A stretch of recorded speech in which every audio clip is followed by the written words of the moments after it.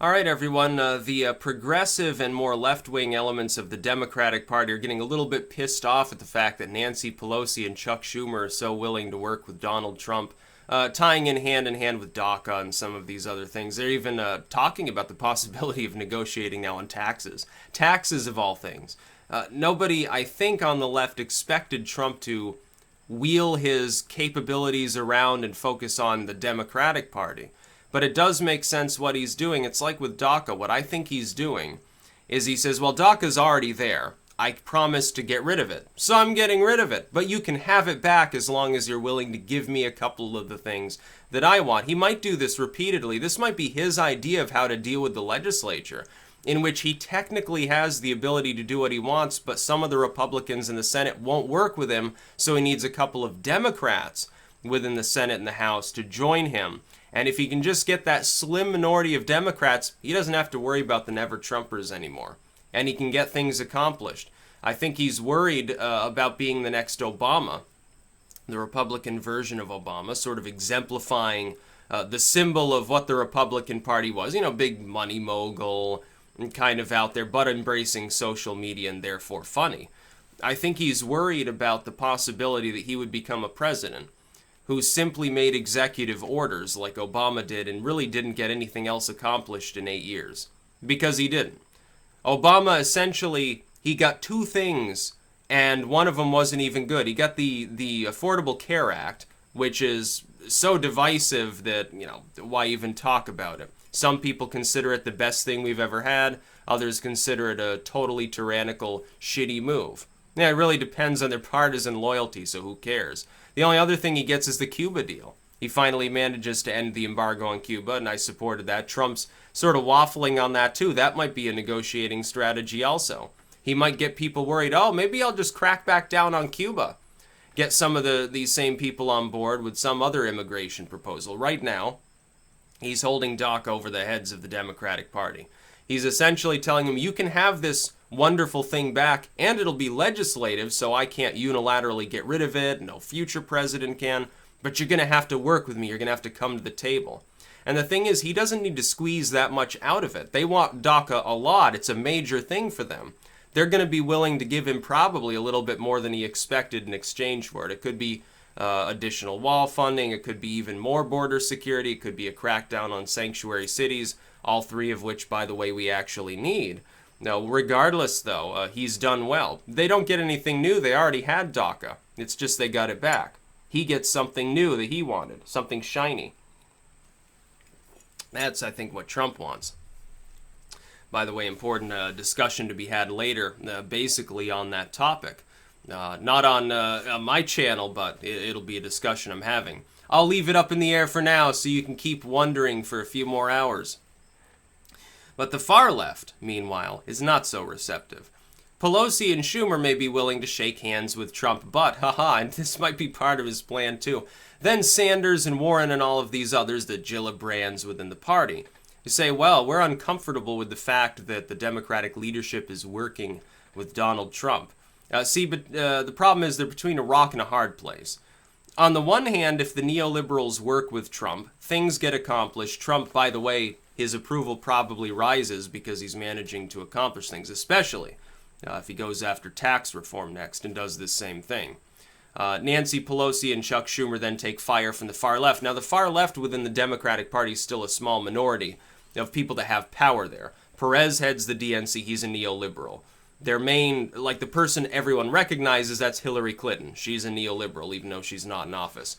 Former President Obama, neoliberal. Also popular, despite being a neoliberal. These people are very corporation friendly. They like big banks. They like multinational trade deals. They like socialism of a variant, although not the kind Bernie Sanders is offering, which is basically, hey, we're going to give everyone welfare. Now, they want corporate socialism more than anything else for the multinational corporations. So I'm not surprised that the far left's attacking him. See, here's the problem. Most of the Democratic youth fits in with the far left. If the neoliberals work with Trump, that hurts their electoral chances in the midterms, probably in 2020. Meanwhile, though, if they refuse to work with Donald Trump, he begins tearing apart every executive order, dismantling anything else that Obama did of any real note, and pretty soon he has no legacy. Which means then they have to own that. And the far left will still attack them, by the way. Because then they'll say, why aren't you standing in his way more? See, the outrage of the far left means they expect the people that are in the Senate and the House, that are on the left, to be very, very vocal, very, very enraged at what Trump's doing, and to put pressure on the neoliberals.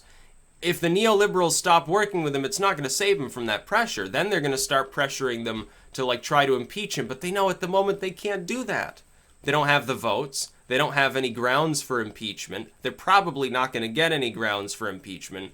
The Mueller thing is a total fuck-up on the Democratic Party side. It's beginning to look similar to when the Republicans fixated on Benghazi early on, and there was reason to investigate. It was fishy. Obviously, things were done improperly at the time. But then they rammed it into the ground over and over and over and over again to the point at which the public got bored. They're beginning to get bored, you see, with Mueller. They're not talking about it so much. It's no longer bringing in the audience. The media is a total test for this.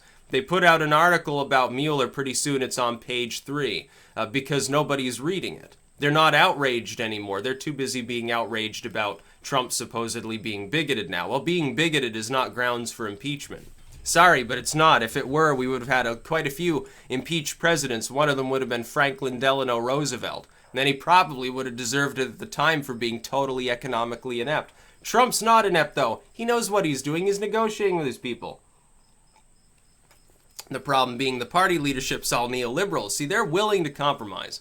They're willing to say, okay, we don't want to abandon DACA, because they can't. How are they supposed to do that? Supposed to let him end DACA and cause uproar among people who support like the Dream Act. They're not going to abandon the issue, but they can't simply come out. If Trump is offering them anything under the sun to save it, they're probably going to take his offer more or less, because it's real important to their election chances anyway. So if they don't abandon DACA, Trump is going to look good, because Trump is probably going to get some more wall funding, expansion of the walls, maybe some crackdown on sanctuary cities via legislative action. He's already got the Republicans, even the never-Trumpers support that aspect of immigration reform for the most part. So that's easier for him. That might be his next step after more border security. And he's already gotten increases twice, so things are starting to look a little more beefy along the border. If they do abandon DACA, it's not going to be his problem. Anybody who sees that as a problem already doesn't support Trump. His support's not going to drop because DACA's done away with. It'll probably be rise as some of the more hardline immigration folks, and there are business Democrats who feel this way too, jump back aboard the Trump train. The Democrats are the ones that suffer. The neoliberals would look so weak that every far leftist in the country would abandon them. And they know it. And if they do that, well, they get pounded in 2020. They won't win. Trump will have a second term. It doesn't matter if he's supposedly around 35% approval. I think it's closer to 40. It's not going to matter. He's still going to win. Needless to say, you remember back when Obama, I think, was around 42, before going into re-election. Then it rose because all of a sudden he could compare himself favorably with the other candidate. This is another facet people need to understand. I know this has to do with elections in the future as opposed to what's happening now. But they're all tied together. The neoliberals are strangulated because they've got a schismatic, semi-schismatic far left. Then they've got the Trumpite populists. They're trying to walk a tightrope between not getting anything accomplished and looking weak, and being a little bit too vicious and destroying their election chances anyway. They've got to walk that tightrope. Trump's got them right where he wants them. He controls the House. He's got no problems there. It's basically a couple of Republican senators he has to deal with. If he can make deals around them, using Nancy Pelosi and Chuck Schumer to talk to other people within Congress, yeah, he's going to do that. And it's not like he probably didn't donate to these people in the past anyway. He probably did. He donated to Hillary Clinton in the past. Yeah, I thought Hillary would be a great president. What more need you say? He probably has all sorts of dirt on these people too, but he's probably in the back room. He's telling them, yeah, I've got like all sorts of recorded phone calls and compromising pictures and videos. I know where the bodies are buried, literally. But if you vote for this, I can destroy that evidence. I mean, it's real easy. I've been doing this since the 1980s. What, you don't think I've taken bribes before? Of course he has. It's dirty dealing. It's definitely like Coke-level politics. But it can be used for benevolent purposes, I guess. And I would say most of them seem benevolent. Tax reform that finally favors small businesses and the middle class. He gets that, he definitely gets reelected.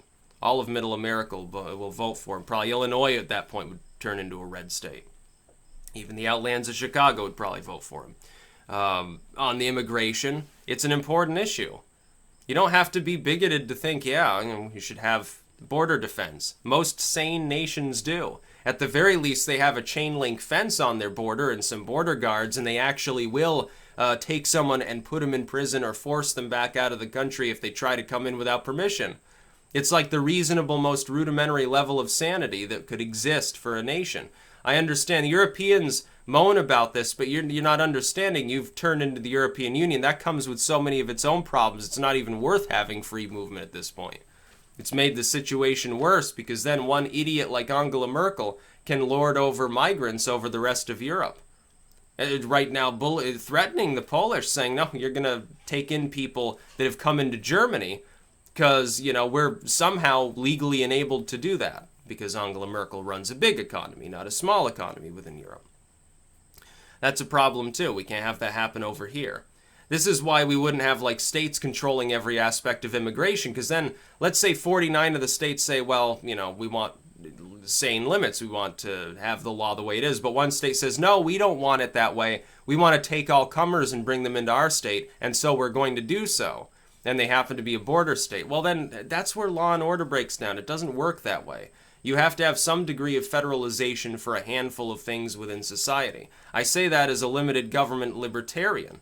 Now, there are proper things that government can do, it's just it does too much at the moment. I think Trump understands that to some extent. He's the first actually pro-gun Republican that we've seen since before the Reagan era. All these other Republicans just wanted to keep gun control the way it was. They never wanted to repeal any of it. They didn't want to touch the issue. Trump's like, oh yeah, guns are great. I love them. Yeah, I think that's pretty cool. That's about all. Peace out.